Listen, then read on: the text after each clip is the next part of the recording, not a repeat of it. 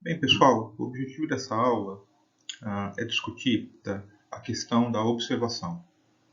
Falamos há pouco da questão do problema de pesquisa, que o pesquisador vai desenvolver, elaborar, em grande medida a partir da reflexão, pesquisa bibliográfica e de etapas, manipulação documental, tudo mais. Bom, ele chega a um problema que ele quer esclarecer. E daí, no primeiro momento, ele vai planejar a observação. Ele vai planejar o que fazer para conseguir elucidar, responder a pergunta ou problema do qual ele parte. Digamos que essa é o cerne da reflexão, do planejamento que se faz da etapa de observação de uma pesquisa. Bom, vimos em termos de fase do modelo da maculata que esse é o segundo momento, correspondendo basicamente à ideia da feitura da amostragem, da escolha das técnicas de pesquisa e deixando isso pronto, preparando para finalmente, em algum momento, fazer e fazendo, partir para uma análise descritiva, depois uma análise interpretativa. Bom, então, continuando, eu acho muito interessante a gente reter essa citação da própria Imaculata, pois ela coloca o ponto muito interessante de que a realidade não se dá de maneira imediata. A reprodução dela, a apreensão do que ela tem de significativo com o plano de pesquisa, exige uma série de mediações, atividades intelectuais complexas. E daí ela diz essa frase que é muito importante, que importante não é o que se vê, mas o que se vê com método. Pois o investigador pode ver muito e identificar pouco, e pouco pode ver apenas o que confirma suas concepções. Nesse sentido, vamos aqui dar um conjunto de estratégias para procurarmos ver com método, ver mais além da realidade imediata. Bem, dados, temos problemas, vamos pensar em dados e depois vamos para análises, como acabei de falar há pouco. O que determina a natureza do dado, o que vai ser coletado, é a questão do qual partimos. Isso vale sempre insistir. O dado, então, vai preparar a análise, né? E a observação vai vir antes, evidentemente, dessa etapa. Bom, falando de amostra, o que é a amostra? A amostra é a unidade típica da pesquisa social. Ela vai poder ser constituída por pessoas, grupos de pessoas, instituições, espaços onde os indivíduos estão e, dependendo do tipo de pesquisa, nós vamos ter o chamado corpus documental, que vai servir como uma amostra. Eu posso estar analisando diferentes tipos de objetos culturais, programas de TV, filmes. Eventualmente, uma pesquisa pode combinar o uso tanto de uma amostra quanto de um corpus. Por exemplo, um trabalho que vai estudar um programa de TV, mas esteja interessado na audiência mesmo, talvez faça um estudo de recepção dessa audiência, mas também, como corpus, analise alguns episódios desse programa que se tem interesse. Né? Então, aqui é a ideia de combinar. Bom, a ideia básica por trás de uma amostra é que ela seja uma parte representativa do todo. O todo, gente, só para esclarecer, em linguagem de pesquisa, no vocabulário que se usa, é a população. Uma população qualquer. Por exemplo, a população brasileira é uma população. Ou então os empregados de uma empresa, uma população. Bom, a amostra, então, ela tem a ideia de, a partir da parte, tirar o todo. O Becker usa essa metáfora interessante, ela é como se fosse uma cinedoc. Então, a gente diz, eu comprei o meu teto. Por teto, aí eu estou entendendo a casa, mas essa parte está representando o todo. Outra imagem que ajuda a entender é a gente toma uma colher de sopa, ele sabe o sabor dela, sabe o gosto. Não precisa tomar a sopa inteira. Então, essa colherada uma parte que tem uma ideia de representatividade desse todo. Excepcionalmente, a população e a amostra coincidem. Essa é a situação do chamado censo, no qual, idealmente, você ouve toda a população, você obtém dados de toda a população. Bom, quanto à representatividade, uma amostra pode ser entendida a partir de dois tipos de representatividade. A chamada representatividade estatística e a representatividade social. Outra maneira que a gente expressa essa diferença é falar em amostra probabilística e amostra não probabilística. Na amostra estatística, que é probabilística, todos os elementos da população têm a mesma chance de serem incluídos na amostra. Isso daí é garantido por sorteios ou por outros tipos de estratégia para garantir essa aleatoriedade, esse caráter probabilístico da amostra. Por outro lado, a amostra não probabilística ou social, ela é feita a partir de uma escolha do pesquisador. O pesquisador escolhe determinado indivíduo, grupo. Por quê? Porque ele viveu determinada condição, tem determinado saber sobre alguma coisa. Então se diz que a generalização dessa amostra é social.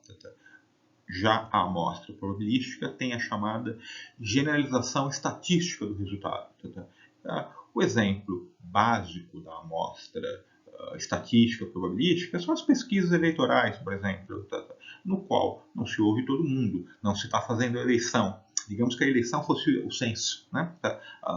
No entanto, você, a partir de elementos da teoria estatística, você compõe uma amostra que poderá representar e generalizar o resultado para toda a população, de maneira estatística. Bom, aqui vou falar para vocês de tipos de amostra. As probabilísticas mais frequentes são usadas para estudos descritivos, quantitativos, levantamentos e censos. Tipos: aleatória simples, com sorteio sem nenhuma diferenciação, você pega e pronto. A chamada amostra sistemática, ela é feita quando convém ao pesquisador, por razões logísticas mesmo, usar algum método, algum sistema para coletar os grupos pesquisados. O exemplo básico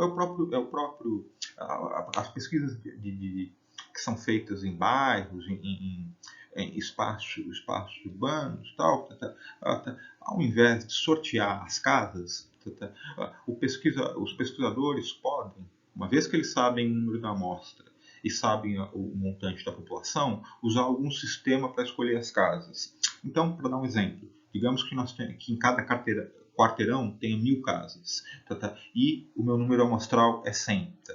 Ao invés de sortear e a movimentação do pessoal que vai coletar dados ser muito aleatória, se pode optar perfeitamente, garantindo a probabilidade das pessoas, em começar com 1, depois conta 10, pega 1. Mais 10, pega 1 até chegar ao 100. Então se usou uma sistemática para incluir as pessoas na amostra.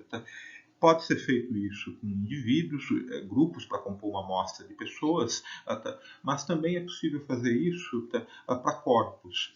Digamos que eu esteja analisando um fórum na internet e o volume de comentários é muito grande, ou então as postagens, eu posso amostrar, obter o número que seria representativo e ficar coletando as postagens a partir dessa mesma lógica. Pego uma, conto um número X que vai garantir na divisão do número da população pelo número da amostra o espaço, e vou sistematizando. Agora, vamos falar da amostra estratificada. Bom, eu tenho uma população qualquer, mas sobre essa população eu quero conhecer características dos seus estratos. Esses estratos poderão ser diferentes divisões dessa população por variáveis. Bom, variáveis, para explicar, em linguagem da pesquisa, é tudo que varia. É uma definição um pouco tautológica, mas é isso. Tudo que varia. Sexo, nível de renda, lugar que mora, tudo isso é variável, enfim. Então, eu tenho, digamos, os estudantes da ECA, população. Eu quero saber como eles estão sentindo o ensino remoto no momento da pandemia. Se quero saber só dos estudantes da ECA, eu pego o número da população, utilizo a fórmula da teoria estatística e chego na amostra. E daí eu montei uma amostra. No entanto, digamos que para essa pesquisa eu quero avançar e quero saber não só o aluno da ECA como um todo, mas eu quero extratos correspondentes aos cursos. Eu quero saber o que o aluno de PP sente, o que o aluno de editoração sente, o que o aluno de jornalismo, etc. Então, dentro da população ampla, eu vou descobrir a população dos alunos de PP, os alunos de IRP, etc, e vou fazer o cálculo amostral a partir dessas populações. E daí, a amostra total será a soma desses extratos. O problema natural da amostra estratificada é que ela dá populações maiores. Então, enfim, ela tem um custo, por assim dizer, maior. Né? Tá. Bom, agora vamos falar sobre a amostra por conglomerados. O que é um conglomerado? Pode ser uma empresa, pode ser escola, algum tipo de agrupamento. Tá? Então, para usar esse exemplo, como as escolas públicas estão lidando com a pandemia. Eu vou ter o volume, o número total de escolas, que vai ser a minha população, e vou amostrar e chegar a um número de escolas que são esse meu conglomerado, a partir do qual eu vou compor uma amostra. Né? O que é importante ainda em relação às amostras probabilísticas é que elas são generalizáveis à população. Essa é o grande interesse das amostras estatísticas. Em tese, se eu compus bem a amostra sem nenhum viés, o meu resultado é generalizável e válido para o todo. Né? Fatores de viés de distorção numa amostra estatística, a má escolha dos componentes. Eu costumo dar dois exemplos interessantes. Por vezes, certas pesquisas eleitorais vão fazer pesquisas com pessoas que têm telefone. Tá? Isso tende a gerar o viés na medida que nem todo mundo tem telefone. Hoje em dia isso não é tão talvez é tão evidente, tá? Mas eu lembro que uns 10, 15 anos atrás havia certas pesquisas que eram feitas com telefone, tá? E às vezes a diferença que se tinha do resultado projetado para uma pesquisa para eleição era grande. Tá? Por quê? Um viés amostral. Há um caso na literatura clássica, um caso clássico de uma situação, né, de uma pesquisa eleitoral, no qual a pesquisa projetou, nos Estados Unidos, se projetou a vitória de um candidato, e daí o jornal colocou uma manchete garrafal, não sei quem vai vencer, e na verdade deu outro candidato. Provavelmente foi algum desvio desse tipo. Outro caso bastante famoso de distorção amostral foi uma pesquisa que dois autores americanos fizeram, no qual eles queriam saber se o New York Times tinha algum tipo de preconceito, digamos assim, em relação a casamentos judaicos entre judeus. Né? E daí os pesquisadores optaram por uma amostragem num ano, em alguns meses. Bom, por uma grande infelicidade deles, eles pegaram meses que não tinha, nos quais tradicionalmente os judeus não casam. Bom, os resultados dele foi: o New York Times tem um viés contra os judeus, não anuncia casamentos judaicos. Bom, e a pesquisa foi publicada um dia, no dia seguinte, pessoas com conhecimento desse fato, desse dado da realidade, mostrado, não, a pesquisa que teve um problema amostral muito sério, ela coletou incorretamente os dados, de modo que a amostra teve longe de constituir uma parte fiel do todo. Bom, então isso é interessante de falar sobre possíveis vieses, distorções, tendências incorretas em relação a alguma coisa do mundo, né? Quanto a amostras não probabilísticas, tá? Elas são geralmente usadas em estudos quantitativos, experimentais e correlacionais. Eu vou daqui a pouco ficar falando com vocês bastante sobre esse tipo de estudo, embora eu não, talvez seja muito mais para aumentar a cultura geral de todos nós sobre pesquisa, pois eles não são muito feitos na área de comunicação. Eles são muito mais da pesquisa médica, da pesquisa psicológica, se faz muito os chamados estudos experimentais e correlacionais. Nós, por outro lado, fazemos muito mais estudos descritivos qualitativos, usando amostras não probabilísticas. Daí, os tipos de amostra qualitativa, também se chama esse tipo de amostra qualitativa, né? Quais tipos são? Por julgamento, é a mais comum.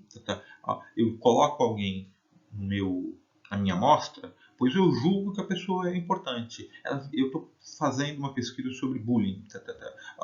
Então, escolher pessoas que tenham vivido essa condição em algum momento da vida pode ser o critério de julgamento, ou outro, enfim, qualquer que tenha a ver com os interesses de uma pesquisa.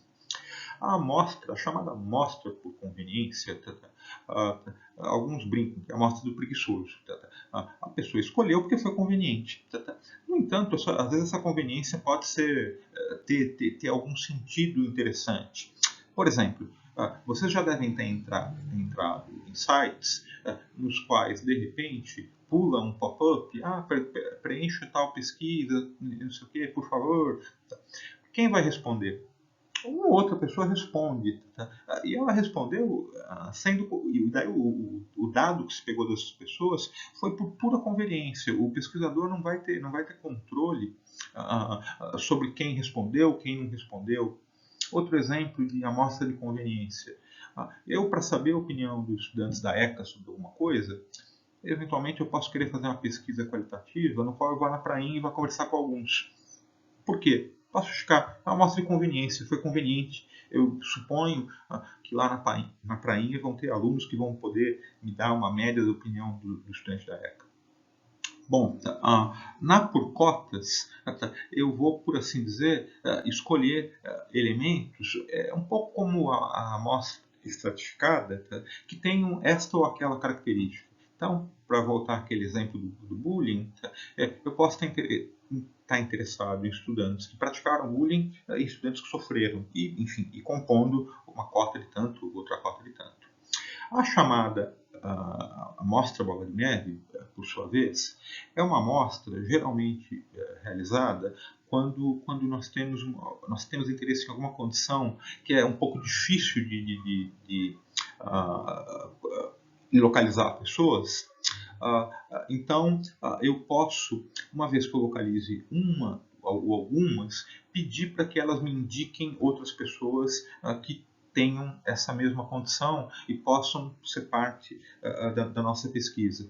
Um exemplo básico que eu estava vendo agora há pouco é um trabalho de uma pesquisadora estadunidense que fez estudos com pessoas um estudo histórico sobre pessoas que participaram da Ku Klux Klan na década de 20.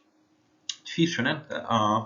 Ela, salvo engano, começou publicando um anúncio no jornal e uma outra pessoa respondeu, e daí essas pessoas que foram as primeiras participantes, informantes da pesquisa, foram indicando outras, enfim, foram fazendo a bola de neve.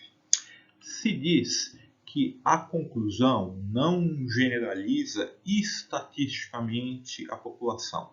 Porém, é possível falar na generalização social, a generalização significativa e não estatística, né?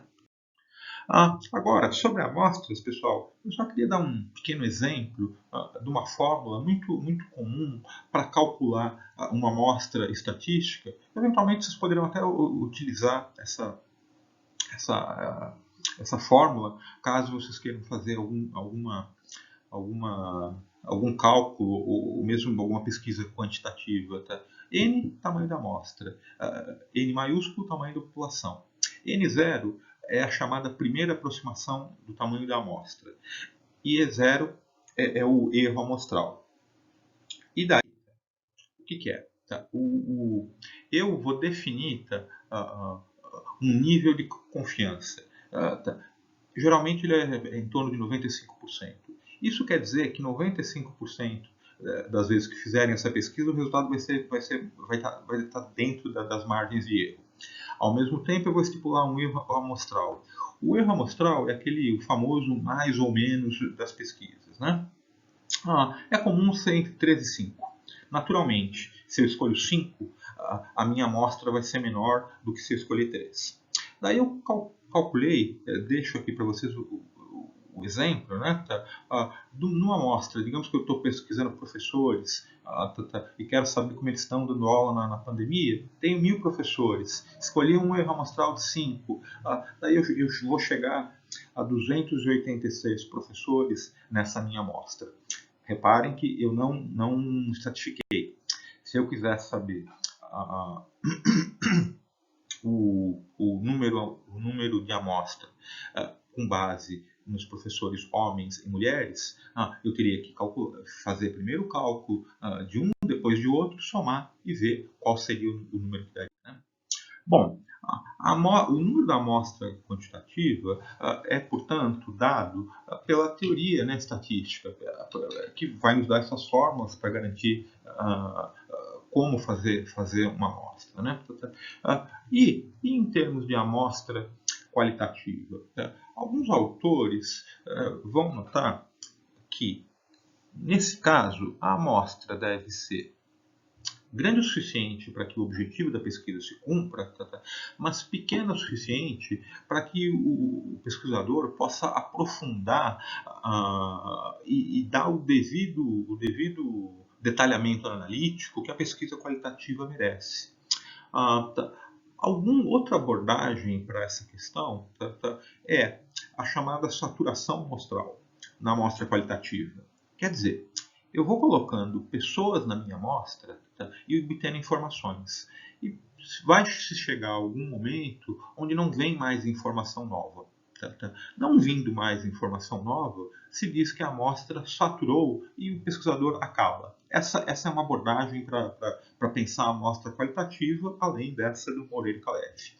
Bom, o número em amostra qualitativa, ele tem uma significação diferente. Né? E daí, eu noto para vocês que é possível fazer uma boa pesquisa qualitativa, às vezes com um único indivíduo.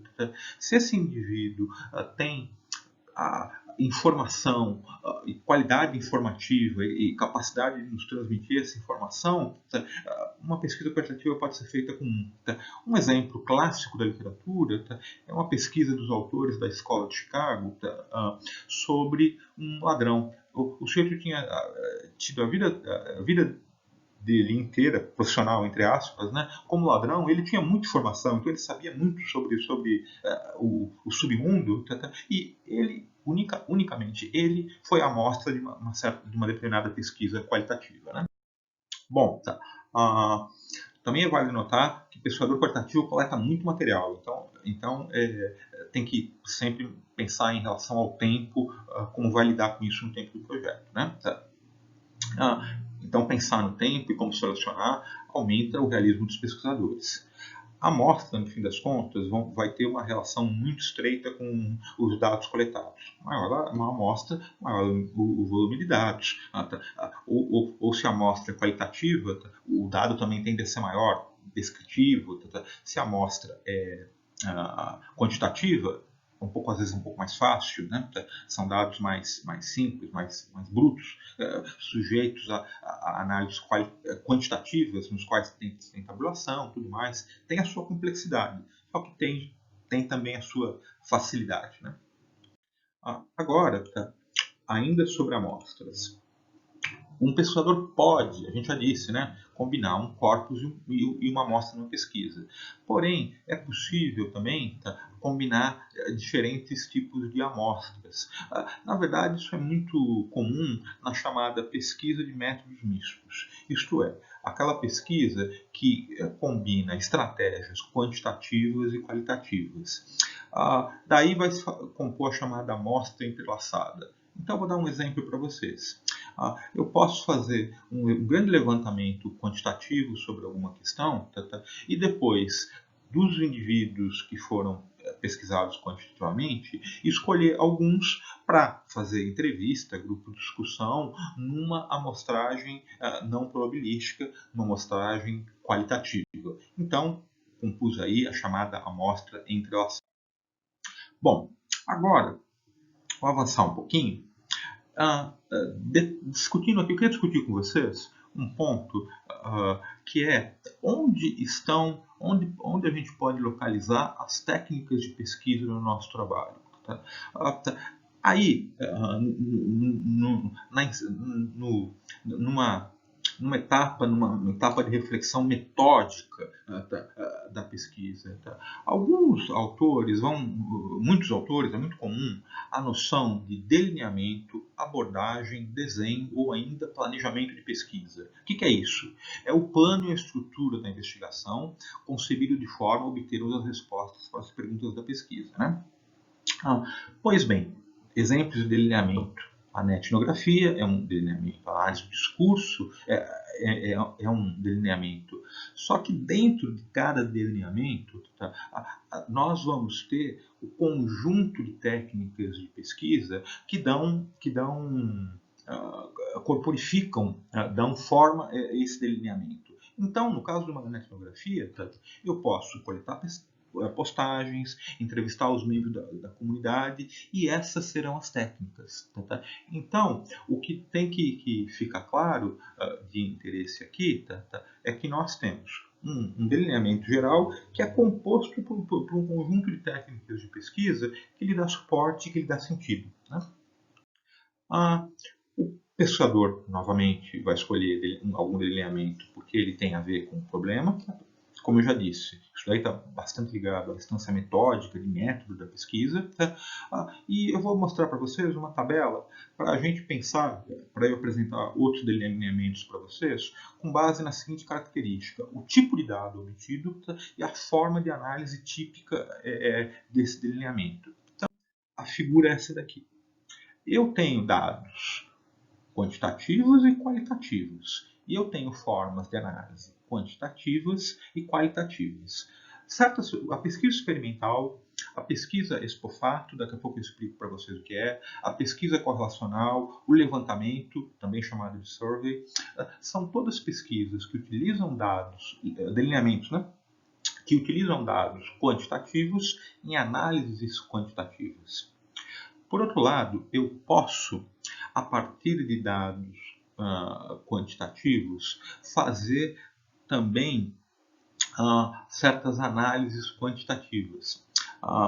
Por exemplo, textos, certos tipos de análise estatística, análise de conteúdo, contagem de frequência de palavras, coisas desse tipo.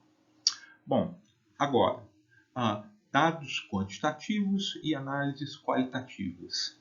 Eu posso pegar determinados dados quantitativos e analisá-los a partir de uma determinada teoria, qualitativamente. Então, a chamada pesquisa crítica, pesquisa de avaliação, faz isso, um delineamento.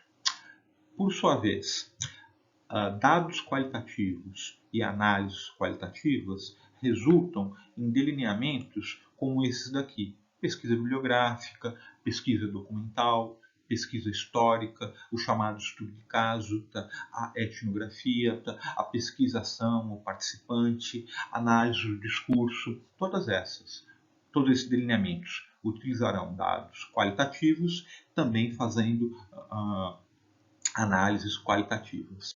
Bom, agora, como eu disse, eu queria explicar para vocês os chamados delineamentos experimentais, mais por cultura geral de pesquisa. para vocês entenderem um pouco a lógica. Tá? Existe o chamado experimento típico, tá? O modelo de um experimento. Nesse modelo de experimento, o pesquisador deve arranjar um grupo experimental, um grupo de controle. Tá. E daí? Tá? Ele vai medir determinada condição, digamos, dor de cabeça. Tá? Os grupos, ambos têm dor de cabeça. Daí, ele vai intervir com uma variável. Tá? A variável típica é um remédio. Tá? Só que daí, ele vai fazer com que só um desses grupos tenha a efetiva intervenção da variável. Tá? Então, o que se faz? O chamado grupo controle não tomará o remédio, ele tomará um placebo, mas ele não vai saber. Ambos não sabem. O grupo, as pessoas, os indivíduos desses grupos aqui, eles não têm ideia de como, de quem toma o quê. E depois se mede.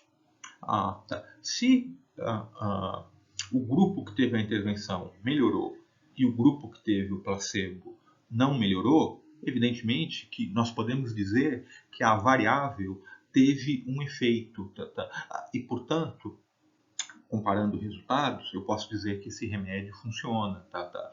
Se os resultados são muito parecidos, evidentemente que não. Houve algum efeito placebo. Vocês devem ter ouvido esse termo, um efeito placebo, e as pessoas melhoraram, mas sem efeito do remédio. Se, por outro lado, o grupo piorou, o remédio causou até mal. Né? Bom, a gente fala de remédio, mas é possível pensar em outras condições nos quais, controlando os grupos, eu consiga tentar perceber se alguma variável que eu tenho interesse está produzindo mudanças. Um exemplo, aprendizagem. Digamos que eu estou interessado em saber se o uso de vídeos do determinado método causa melhoria na aprendizagem. É a minha variável. Tá? Então, daí, os dois grupos têm que ter condições muito parecidas no início para que essa situação não represente já a diferença, né? E faço a aplicação, vejo depois, meço depois. Como eu posso medir? Nesse caso, de repente, por uma prova, por alguma coisa assim, né? Bom, no pré-experimento, eu só tenho um grupo experimental. Eu não tenho um grupo de controle. No quase experimento, eu não tenho clareza sobre, eu não fiz uma medição, eu simplesmente apliquei variáveis e comparei resultados. Por sua vez, na chamada pesquisa ex-post-facto, aconteceu alguma coisa que foi a variável, mas essa coisa não se deveu a uma intervenção do pesquisador. No entanto, ele pode ter interesse ele poderá pesquisar para ver qual foi o efeito dessa variável. Eu costumo dar um exemplo de uma pesquisa ex-post-facto interessante que tem a ver com alguns anos atrás. Houve um episódio do Pokémon no qual algumas crianças no Japão tiveram um ataque epilético, porque parece que o episódio teve uma projeção de uma certa luz. Pois bem, nenhum pesquisador ético, né, poderia aplicar uma luz no rosto das crianças. Mas já que isso foi feito, houve essa variável, um pesquisador poderia localizar as crianças que foram submetidas a isso e as crianças que não foram, que seriam o grupo controle, e medir e ver algo que ele tem interesse a propósito disso. Então, pessoal, aqui foi um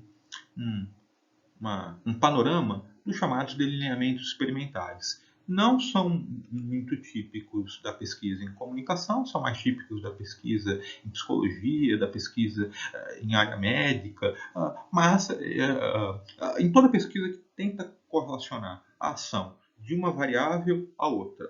A grande questão na pesquisa social é que alguma coisa que nós temos interesse, a causa de algo, pode estar ligada a muitas variáveis. Então é difícil, muitas vezes, você conseguir fazer bons desenhos de pesquisa experimental em relação à pesquisa social. Mas é claro, existem alguns desenhos criativos que vale a pena pensar e conhecer. Bom, tá. Aqui eu vou dar um exemplo de como uma pesquisa tentou perceber a ação da variável, que era um medicamento contra o autismo. É interessante depois vocês lerem um pouquinho mais de calma, pois ela tem uma ideia muito importante, que é a questão da operacionalização de uma variável. Ela vai operacionalizar a variável autista na situação ambiental controlada do experimento a partir das interações que os meninos, num jogo de troca de bola, fazem com os pesquisadores. Então, o autista interage menos. Se há um grupo que toma a oxitocina e passa a interagir mais do que o grupo que não tomou, é provável que a variável oxitocina esteja tendo em relação à variável autista uma ação e, portanto, o remédio tem efeito. É essa a lógica. Bom, esse é o típico experimento chamado ambiente controlado. É possível fazer, por outro lado, certos experimentos em ambiente natural. Um experimento muito famoso em ambiente natural é o chamado experimento da janela quebrada. O que foi esse experimento? Se colocou um carro num bairro periférico de Nova York e se deixou ele lá. Se deixou ele lá algumas semanas, nada aconteceu. Daí alguém do grupo de pesquisa pegou e jogou uma pedra nesse carro e quebrou uma janela dele. Daí o que se observou e daí os pesquisadores estavam lá olhando. Eles não iam intervir, mas eles iam observar, eles iam ver a situação experimental. Ao longo do tempo, esse carro começou a ser depenado. Um dia alguém pegava uma roda dele, outro dia alguém pegava um banco, e depois de algum tempo só tinha a carcaça do carro. Pois bem, esse experimento ele é famoso, pois ele vai dar origem a toda uma política pública de segurança nos Estados Unidos, que é a chamada tolerância zero. É a ideia que pequenas infrações podem gerar grandes infrações. Essa ideia é contestada. Alguns vão notar que existem outras variáveis na questão da violência que essa conclusão não toma pé. No entanto, para efeito da minha discussão com vocês aqui, o que é importante é mostrar a questão de um experimento feito em ambiente natural. Bom, eu estou aqui, então, agora falando em técnicas de coletas de dados usuais. Essa tabela vai mostrar várias dessas técnicas, vai ter uma perspectiva de discutir com vocês, mostrar para vocês características, aspectos e limitações da observação, do trabalho com documentos e outras. Vocês, então, peço para aumentar a cultura de vocês em termos de possibilidades de uso de técnicas de pesquisa nos trabalhos de vocês, darem uma lida com mais atenção no PPT que está disponível aqui no curso, e realmente ficarem pensando no desenho, no delineamento e nas técnicas que estão envolvidas nele. Bom, nisso daí você também está fazendo a tua reflexão sobre as amostras que você vai compor.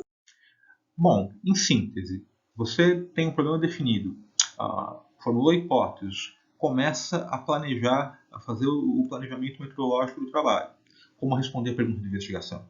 Levanta teorias, pensa na abordagem, no delineamento, a população, a amostra, como operacionalizar conceitos, o tipo de informação que será necessária, e daí você vai fazer o desenho ou fazer a tua pesquisa. Eu coloco aqui uma distinção, que é uma distinção feita pelo Laville e Johnny, eles vão chamar a pesquisa experimental de uma pesquisa com dados que o pesquisador cria, dados criados. As outras pesquisas mais usuais, eles chamam de dados existentes. Eu não sei se esse termo é o mais feliz, pois os outros dados nós vamos criar também, né? Nós vamos fazer entrevista, tal. Enfim, apesar da nomenclatura não ser tão feliz, de fato, a gente pode fazer uma distinção entre, por um lado, a pesquisa experimental e, de outro, a pesquisa